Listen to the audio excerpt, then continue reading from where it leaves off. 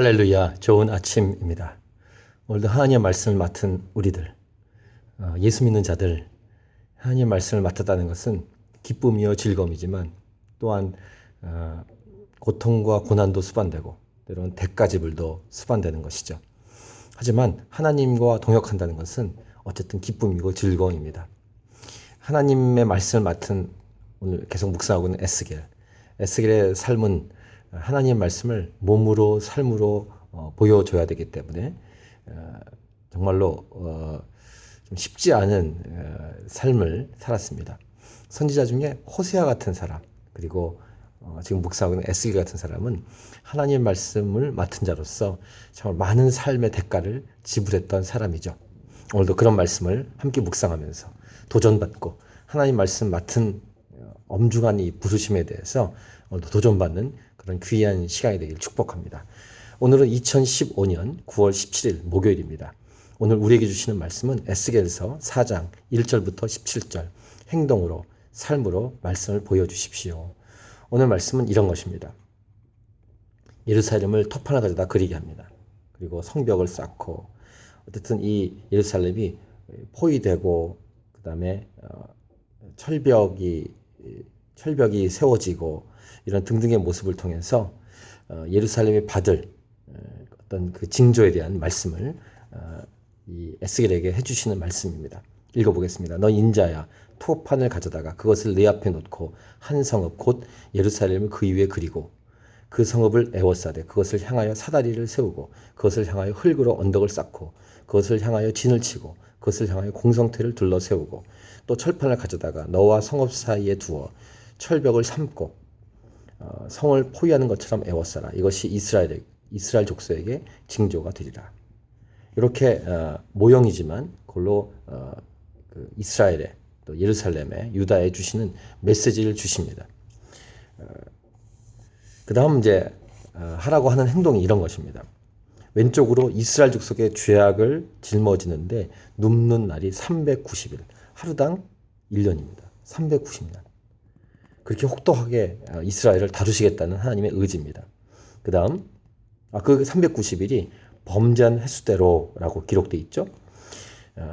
그 다음에 그 수가 차면 오른쪽으로 다시 누워서 40일을 누우라고 합니다. 이건 유다 족속의 죄악 때문이다 라고 말합니다.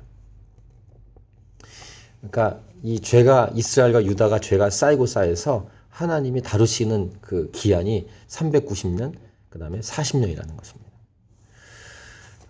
그 다음에 너는 또 네 얼굴을 에워싸인 예루살렘 쪽으로 향하고 팔을 걷어 올리고 예언하라. 내가 줄로 너를 동일이니 네가 에워싸는 날이 끝나기까지 몸을 이리저리 돌리지 못하리라. 그러니까 몸으로 이스라엘 족속과 예루살렘을 향한 유다를 향한 하나님이 향하는 이 벌, 심판을 몸으로 이렇게 하도록 한 것이 에스겔입니다. 그러니까 에스겔은 참 다른 선지자에 비해 좀 독특한 행동을 하게 했습니다. 너는 그 다음에 이제 이런 또 명령을 하시는데 너는 밀과 보리와 콩과 팥과 조와 귀리를 가져다가 한 그릇에 담고 너를 위하여 떡을 만들어 네가 옆으로 눕는 날수 곧 390일 동안 먹되 누워서 먹는 거예요. 390일을. 누구 때문에요? 이스라엘 범죄 때문에. 너는 음식물을 달아서 하루 20세기씩 아주 조그마한 양이라고 하죠. 또 물도 6분의 1 흰씩 아주 적은 양. 그렇게 굶주리게 된다는 것입니다. 죄악 때문에. 그리고 그 떡을 보리떡처럼 만들어서 인분 불에 피워서 먹어라. 또 여호와께서 이르시되 내가 여러 나라들로 쫓아내어 흩어버릴 이스라엘 자손이 거기서 이같이 부정한 떡을 먹으리라. 부정한 떡을 먹는 상징으로 인분으로 구워서 먹게 합니다. 에스겔에게. 그러니까 몸으로 행동하죠. 그렇게 먹게 하죠. 좀 선지자로서 그렇게 하는 행동이 쉽진 않았을 것입니다. 근데 인분이라고 했을 때 이것만큼은 이렇게 좀 구합니다. 에스겔이. 나는 영혼을 더럽힌 일이 없습니다. 지금까지 어려서부터 지금까지 스스로 죽은 것이나 짐승에 찢긴 것을 먹지 아니하였고 가증한 고기를 입에 넣지 아니하였나니. 무슨 말입니까? 에스겔은 신실한 하나님의 말씀대로 순종한 사람이었다는 것이죠. 이 얘기를 듣고 그러면 대신 쇠똥으로 구하라. 이렇게 봐주십니다.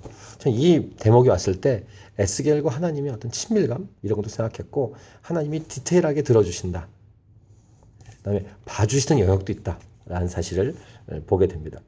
또 내게 이르시되 인자야 내가 예루살렘에서 의뢰하는 양식을 끊으리니 백성이 그 힘심 중에 떡을 달아 먹고 두려워 떨며 물을 내어 마시다가 떡과 물이 부족하여 피차에 두려워하여 떨며 그 죄악 중에서 쇠폐하리라. 오늘 본문 여기까지인데 결론이 무엇입니까?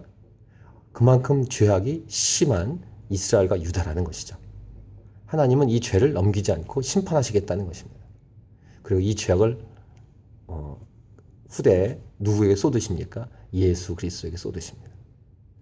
우리의 죄가 없기 때문이 아니라 우리의 죄가 대신 예수님을 통해서 짊어지시고 죽으셨기 때문에 그 죄가 전가된 것입니다. 그래서 이 예수님 믿으면 사는데 이 예수님 믿지 않으면 죽습니다. 하나님은 이 죄를 기억하시기 때문입니다. 거룩하시기 때문에 이 죄에 대한 심판의 불을 내리시기로 작정하셨기 때문입니다.